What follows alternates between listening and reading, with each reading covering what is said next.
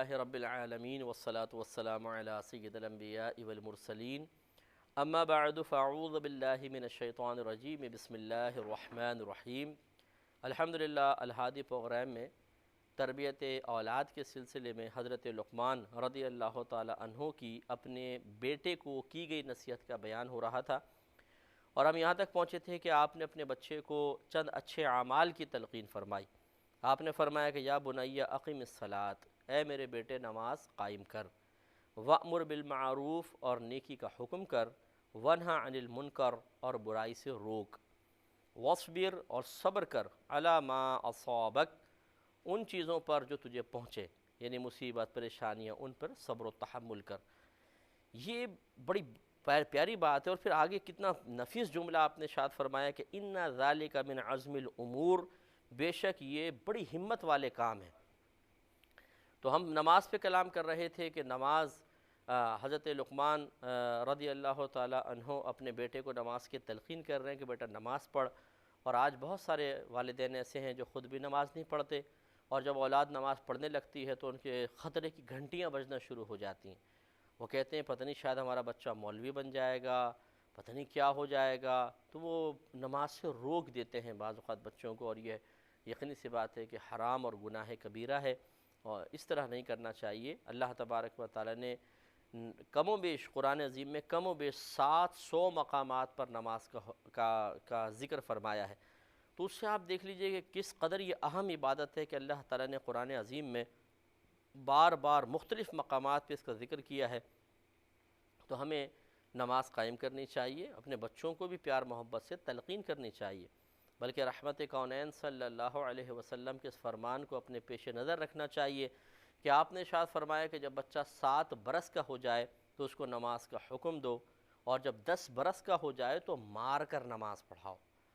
اب دیکھیں ہمارے نبی کریم صلی اللہ علیہ وسلم رحمت للعالمین ہیں، اور جس کی رحمت زیادہ ہوتی ہے وہ اتنا ہی شفیق ہوتا ہے، اتنا ہی پیار والا، اتنی محبت والا ہے، لیکن جب نماز کی باری آئی تو وہی نبی ہم نے کہہ رہے ہیں کہ اپنے بیٹے کو مار کر، اپنے بچوں کو مار کے نماز پڑھاؤ، اور اس میں دونوں شامل ہیں، لڑکا بھی لڑکی بھی۔ لہٰذا 10 برس کے بچے ہو جائیں تو پھر ہمیں نماز، مارنے سے مراد یہ نہیں کہ ڈنڈا اٹھا کے سر پھاڑ دیں، ہڈیاں توڑ دیں، مراد سرکار صلی اللہ علیہ وسلم کی یہی ہے، شارحین نے بیان فرمایا کہ مراد سختی کریں۔ ذرا 7 برس کا ہو جائے تو نرمی سے حکم دیتے رہیں، لیکن 10 برس کا ہو جائے تو اب سختی سے حکم دینا ہے۔ اگر بچہ نماز نہیں پڑھتا تو ناراضگی کا اظہار کرنا ہے، شفقت سے تھوڑا سا اس کو محروم کرنا ہے، تاکہ بچے کو احساس ہو کہ میں کوئی بہت بڑا جرم کر رہا ہوں، بہت بڑی چیز کو چھوڑ رہا ہوں، تو تاکہ وہ عبادت کی طرف مائل ہو۔ لہٰذا بچوں کو نماز کی تلقین کرنی چاہیے، اور یہ بالکل واضح بات ہے کہ جب تک والدین خود اپنے بچوں کے سامنے نماز نہیں پڑھیں گے، بچوں کی عادت پختہ نہیں ہوتی ہے۔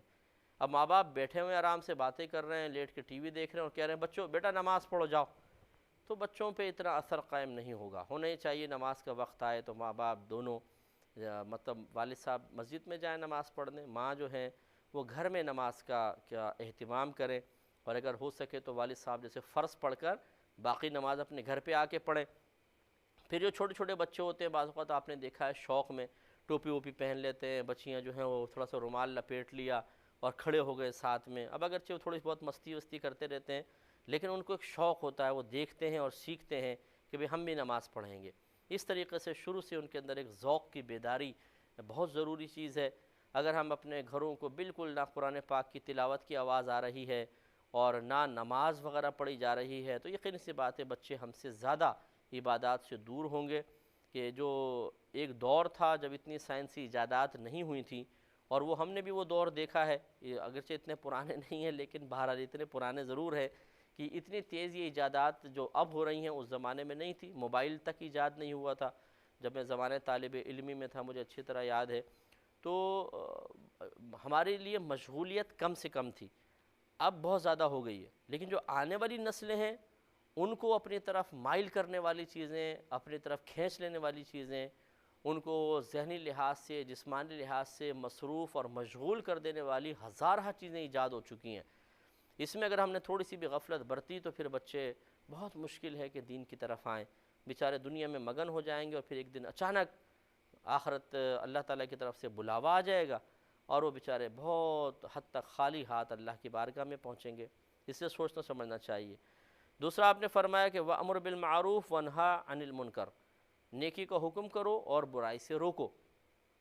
یہ بہت بڑی چیز ہے، یاد رکھیں نبی کریم صلی اللہ علیہ وسلم کی مسلم کی حدیث پاک ہے، مسلم شریف میں نقل کی گئی ہے، آپ نے ارشاد فرمایا کہ تم میں سے جو کوئی برائی کو ہاتھ سے بدل سکتا ہے تو ہاتھ سے بدل دے، ہاتھ سے نہیں بدل سکتا تو زبان سے بدل دے، اور زبان سے بھی نہیں بدل سکتا تو کم از کم اسے دل میں برا جانے، اور یہ ایمان کا کمزور ترین درجہ ہے۔ برائی کو بدلنے سے مراد ہے روکنا، کہ زبان پہلے ہاتھ سے روکو، ہاتھ سے نہیں روک سکتے زبان سے روکو، ورنہ پھر دل میں برا جانو۔ تو بعض علماء نے تو اس میں تقسیم یہ کی ہے کہ ہاتھ سے روکنا حاکم اسلام کا کام ہے کہ وہ برائی کو روکے، زبان سے روکنا علماء کا کام ہے، اور عوام کا کام یہ ہے کہ دل میں کم از کم برائی کو برا جانے، برا سمجھیں۔ لیکن صحیح یہی ہے کہ ہر شخص ایسا کر سکتا ہے۔ مثال کے طور پہ آپ بڑے ہیں اور گھر کا کوئی چھوٹا بچہ خطا کر رہا ہے، یا چھوٹا بھائی وغیرہ جیسے ہوتا ہے، یا اولاد ہے وہ خطا کر رہی ہے، تو ماں باپ ہاتھ سے روک سکتے ہیں، بڑے بھائی وغیرہ ہاتھ سے روک سکتے ہیں، تو ہاتھ سے روکیں، ورنہ کم از کم زبان سے تلقین کریں۔ اور اگر ایسا نہیں کر سکتے ہیں، کوئی آپ مجبور ہو گئے ہیں، جیسے بعض اوقات والدین ہوتے ہیں، اولاد جوان ہے، اولاد کو منع کریں تو الٹا ناراض ہو جاتی ہے، باغی ہونے کا خدشہ پیدا ہو جاتا ہے، تو ایسی صورت میں والدین نرمی سے تلقین کرتے رہیں، اور اگر بچہ نہیں مانتا تو دل میں کم از کم اس برے عمل کو برا سمجھتے رہیں، تو یہ بری ذمہ ہو سکتے ہیں۔ تو آپ نے حضرت لقمان رضی اللہ تعالی عنہ نے اپنے صاحبزادے کو نیکی کا حکم کرنے اور برائی سے روکنے کی تلقین کی ہے۔ معلوم یہ ہوا کہ اللہ تبارک و تعالی نے جو اس نصیحت کو یہاں درج فرمایا ہے، اور اس میں جو کچھ ذکر کیا گیا یقیناً بہت اہم تھا، تبھی اللہ تعالی نے اس کو قرآن کا ایک حصہ بنا دیا۔ تو اس سے معلوم ہوا کہ نیکی کا حکم کرنا اور برائی سے روکنا یہ کوئی معمولی چیز نہیں ہے، بہت بڑی چیز ہے۔ تو ہم سب کو چاہیے کہ نیکی کا حکم کریں، برائی سے روکیں، لیکن اس میں ضروری ہے کہ سب سے پہلی چیز نیکی کا حکم کرنے والا یا برائی سے روکنے والا خود صاحب علم ہو۔ اگر وہ جہالت کے ساتھ اس کو تبلیغ دین کو اختیار کرے گا تو وہ دین کا بیڑا غرق کرے گا۔ جیسے ہم نے دیکھا ہے کہ بہت سارے ایسے جاہل لوگ جنہوں نے بیچاروں نے کچھ سیکھا نہیں ہے، وہ یا تو کوئی میسیج پکڑ لیا کہیں سے، کوئی میسیج آ گیا اس کو آگے فارورڈ کر رہے ہیں، الٹی سیدھی کتابیں اٹھا لی ہیں بے سروپا، اس میں باتیں لکھی ہوئی ہیں، مستند کتابیں بھی نہیں ہیں، ان کا مواد نکال کر وہ دوسروں تک پہنچا رہے ہیں، یا سنی سنائی بات کوئی یہاں سے سن لی کوئی وہاں سے سن لی، اور بیان ایسے کرتے ہیں اتنے وثوق کے ساتھ کہ ایسا لگتا ہے کہ جیسے اس نے قرآن کی بہت ساری تفاسیر پڑھی ہوئی ہیں، اور وہ گمراہ کرتے ہوئے نظر آتے ہیں۔ اسی لیے بہت سارے ایسے لوگ ہمارے پاس آتے ہیں جو کہتے ہیں جی ہم نے تو فلاں سے یہ سنا تھا کہ طلاق کا یہ مسئلہ ہے، فلاں سے سنا تھا یہ مسئلہ ہے، حالانکہ بالکل غلط مسئلہ بتایا گیا ہوتا ہے۔ تو یہ وہی لوگ ہوتے ہیں کہ جنہوں نے بیچاروں نے بہت کچھ پڑھا نہیں ہوتا، کچھ سیکھا نہیں ہوتا باقاعدہ، بس سنی سنائی باتیں وہ لے کر اور وہ کسی حرام کی تلقین کر دیتے ہیں،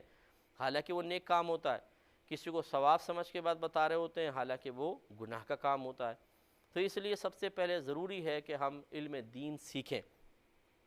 ہاں یہ نہیں ہے کہ آپ پورا درس نظامی پڑھیں، اسکالر کورسز کریں اور پھر آپ سمجھائیں، جتنا آپ نے سیکھا ہے وہ بھی مستند ذرائع سے، اس میں اپنے طرف سے کچھ ایڈنگ کیے بغیر آپ دوسروں تک پہنچائیں، یہ بہت اچھی بات ہے، یہ تبلیغ بالکل جائز ہے۔ تو اس لیے کوشش یہ کرنی چاہیے کہ ہم سب سے پہلے علم سیکھیں۔ دوسرا ہمارے اندر اخلاص ہونا چاہیے۔ اخلاص کا مطلب اللہ تبارک و تعالیٰ کی رضا کے لیے تبلیغ کریں، اپنی واہ واہ کے لیے نہیں، محفل میں مرکزی جگہ حاصل کرنے کے لیے نہیں، پوسٹرز میں میرا نام آ جائے، پمفلٹس میں میرا نام آ جائے اس لیے نہیں، کوئی دنیاوی لالچ کے اندر نہیں، کسی سے اپنی مطلب افرادی قوت کو اپنے گرد جمع کرنے کی غرض سے نہیں، صرف اللہ کے لیے ہمیں نیکی کا حکم کرنا چاہیے، برائی سے روکنا چاہیے۔ اخلاص یہ بہت ضروری ہے۔ تیسری چیز پھر صبر و تحمل، کیونکہ جب ہم تبلیغ دین کریں گے تو ضروری نہیں ہے کہ ہر ایک اس کے جواب میں بڑی نرمی سے، شفقت سے، پیار سے ہم سے پیش آئے گا، بلکہ آپ نے دیکھا کہ جتنے بھی نبیوں کے واقعات آپ نے سنے، یہاں پر میں نے بھی خاص طور پر الحادی میں بیان کیے تھے، ہر نبی کو مشکلات کا سامنا کرنا پڑا، وہ حق کی تلقین کرتے تھے اور سامنے لوگ جہالت پر اتر آتے تھے۔ تو اس لیے میرے وہ بھائی بہن جو تبلیغ کے شعبے سے وابستہ ہیں اور بہت جلد ہمت ہار کے یہ کام چھوڑ کے پیچھے ہٹ کے بیٹھ جاتے ہیں اور بولتے ہیں جی کوئی فائدہ نہیں، ہم نے تو فلاں کو تلقین کی تو اس نے ڈانٹ دیا، فلاں کو تلقین کی اس نے جھڑک دیا، فلاں کو اتنے دفعہ کہا وہ مانتا ہی نہیں ہے، تو اب ہمارا دل نہیں چاہتا تبلیغ کرنے کا۔ تو سوال یہ پیدا ہوتا ہے کہ آپ دل کی وجہ سے کر رہے تھے، دل چاہ رہا تھا تو کر رہے تھے، دل نہیں چاہ رہا تو چھوڑ دیا، یا اللہ کے لیے کر رہے تھے؟ اگر اللہ کے لیے کر رہے تھے تو پھر اس میں دل کو نہیں دیکھا جاتا کہ وہ دل چاہ رہا ہے یا نہیں چاہ رہا، بس ہمیں تو کام کرنا ہے۔ اور میں اسی لیے سمجھانے کے لیے عرض کرتا ہوں، اگر آپ کی گورنمنٹ یہ اعلان کر دے کہ جو کسی کو نیکی کا حکم کرے گا برائی سے روکے گا اسے ہر بات پر 1000 روپے ملیں گے، اور اگر سامنے والا بات مان لے گا تو 2000 روپے ملیں گے، نہیں مانے گا تو 1000 تو ملے گا۔ تو بتائیے اب ہم تلقین کریں گے کہ نہیں کریں گے؟ اب اگر آپ مجھ سے کہیں مفتی صاحب آپ تلقین کریں 1000 روپے ملیں گے، اور میں بولوں کیا فائدہ، بات تو مانتا نہیں ہے، تو آپ جواب میں یہی کہیں گے کہ نہیں مانے آپ کو 1000 تو ملے گا نا، آپ کریں، اور اگر مان لی تو 2000 مل جائیں گے۔ تو بس یہی ہمارا آپ کو سمجھانا مقصود ہے، ان بھائی بہنوں کو جو چھوٹی چھوٹی باتوں پر نیکی کا حکم کرنا اور برائی سے روکنا ترک کر دیتے ہیں، کہ جب آپ کی زبان سے جملے نکل رہے ہیں سامنے والا مانے نہ مانے آپ کو تو ثواب مل گیا، آپ کے نام اعمال سے بہت سارے گناہ مٹا دیے گئے، بہت ساری نیکیاں لکھ دی گئیں، آپ کے بہت سارے درجات بلند ہو گئے، آپ اللہ تعالیٰ سے اتنے ہی زیادہ قریب ہو گئے۔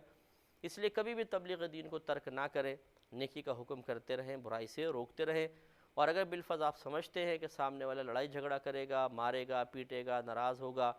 اور برا سلوک کرے گا، تو پھر آپ دل میں اس کی برائی کو برا سمجھیں۔ اچھا یہ بھی یاد رکھیے گا کہ ہم بعض اوقات ایسا ہوتا ہے کہ جو اجنبی لوگ ہوتے ہیں کہ جن سے اتنا تعلق نہیں ہوتا انہیں تلقین کر رہے ہوتے ہیں،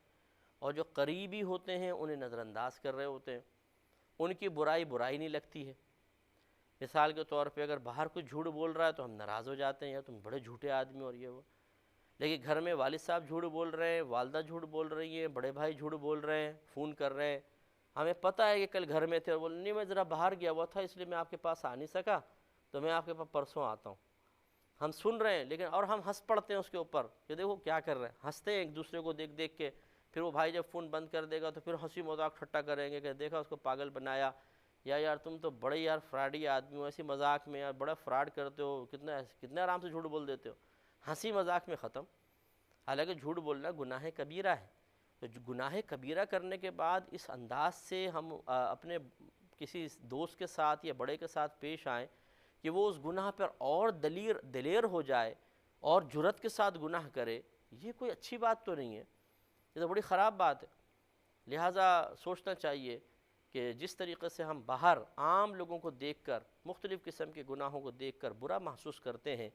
ایسے ہی ہمیں اپنے گھر والوں کو بھی گناہ میں مبتلا دیکھ کر دل میں اس کو برا سمجھنا چاہیے۔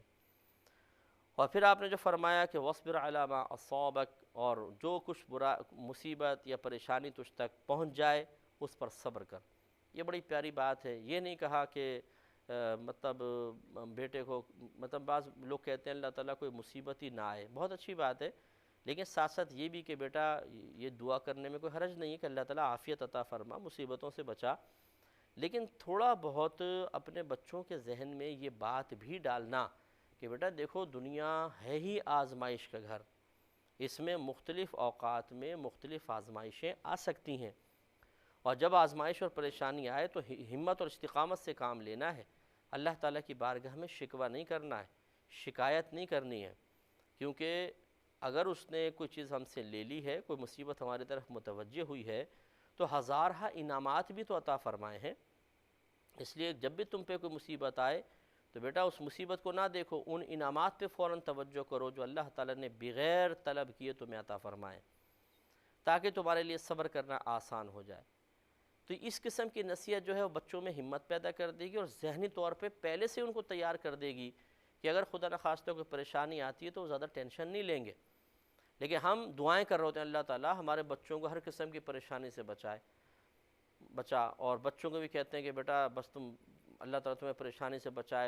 بچائے، اتنا ہی بس تلقین، باقی اور کوئی دعائیں اور باقی کوئی تلقین نہیں۔ نتیجہ نکلتا ہے جب اچانک گھر والوں پر کوئی آفت مصیبت آتی ہے تو بہت زیادہ اذیت محسوس ہوتی ہے، بہت جلد ہمتیں پست ہو جاتی ہیں، زبانیں آزاد ہو جاتی ہیں، بلڈ پریشر جلدی ہائی ہو جاتا ہے، دماغ کی رگیں جلدی پھٹ جاتی ہیں اور خودکشی کرنے کی طرف جلدی ذہن مائل ہو جاتا ہے۔ یہ وہی لوگ ہوتے ہیں جنہوں نے پہلے کبھی مصیبت کا سامنا کرنے کے لیے ذہنی طور پر اپنے آپ کو تیار نہیں کیا ہوتا۔ اس لیے حکمتاً بڑے حکیمانہ انداز، یہ بھی نہیں کہ ہر وقت یہ کہتے ہیں بیٹا مصیبت آئے گی ہوشیار رہو، مصیبت آئے گی ہوشیار رہو، جو بچوں کو ویسے ٹینشن ہو جائے، لیکن کم از کم ایک آنے والی چیز جو یقیناً آئے گی۔ دنیا میں ہر شخص کو اللہ تعالیٰ مختلف طریقے سے آزماتا ہے، کبھی نہ کبھی کسی نہ کسی زندگی کے موڑ پر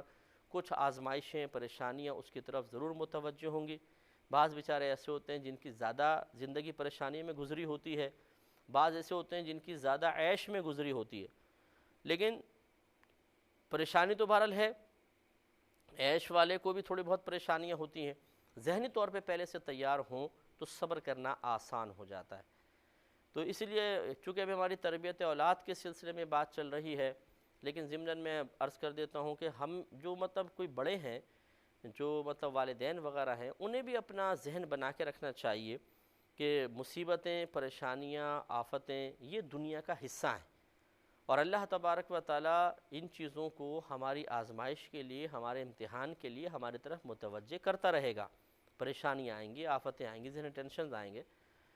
تو وقتی طور پہ طبیعت یقیناً بے چین ہوتی ہے، مضطرب ہوتی ہے، بے قرار ہوتی ہے، یہ ایک فطری تقاضا ہے، یہ کوئی برا نہیں ہے، لیکن اس فطری تقاضے سے مغلوب ہو کر، اس بے قراری اور اضطراب سے مغلوب ہو کر پھر آپے سے باہر ہو جانا، اللہ تعالیٰ کے خلاف باتیں نکالنا شروع کر دینا، بدتمیزیاں کرنا، اللہ میں بغاوت اٹھا لینا اور کلمات کفر منہ سے نکال دینا، یا اتنا ٹینشن لے لینا بہت زیادہ، کیونکہ جو تیار نہیں ہوتا نا مصیبت کو فیس کرنے کے لیے، وہ ایک دم اچانک سمجھتا ہے مصیبت آ گئی اور زیادہ ٹینشن لے لیتا ہے، تو پھر دماغ کی رگ بھی پھٹتی ہے، فالج کا اٹیک بھی ہو سکتا ہے، اور اسی طرح خودکشی کی طرف لوگ مائل ہو جاتے ہیں۔ وہ اسی لیے ہوتے ہیں، انہوں نے بس اپنی زندگی کو سمجھا ہوتا ہے آسائش آرام عافیت، آسائش آرام عافیت، مصیبت آئے نہیں، اگر آئے بھی تو میرے گھر کے پاس سے ہو کے پڑوس میں نکل جائے، میرے گھر میں داخل نہ ہو۔ جب اتنا آرام و آسائش کا ذہن بن جائے گا تو پھر اچانک جب کوئی پریشانی آتی ہے اور وہ جانے کا نام نہیں لیتی ہے تو وہ انسان بہت جلد تھک جاتا ہے اور بہت جلد ہمت ہار کے اس طرح کے ناجائز ذرائع اختیار کر کے اپنے آپ کو ہلاک کر لیتا ہے۔ اس لیے بعض بزرگان دین کی عادت رہی تھی کہ جب ان کے پاس کوئی نعمت آتی تھی تو وہ اس کے زوال پر غور شروع کر دیتے تھے۔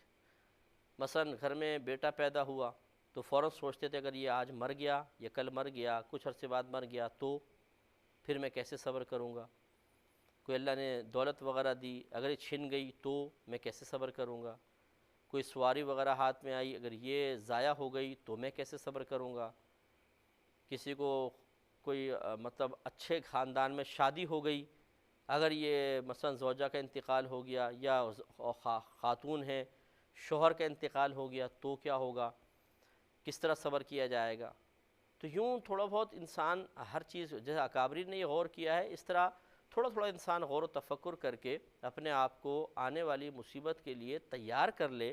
تو برکت بہت ہے، کہ جب اچانک وہ مصیبت آتی ہے تو وہ پہلے سے اس کے لیے تیار ہوتا ہے تو اتنا زیادہ مسئلہ نہیں ہوتا۔ دیکھیں اگر آپ کو آہٹ سنیں کسی گلی کے اندر اور آپ سمجھ جائیں کوئی دشمن چھپا ہوا ہے،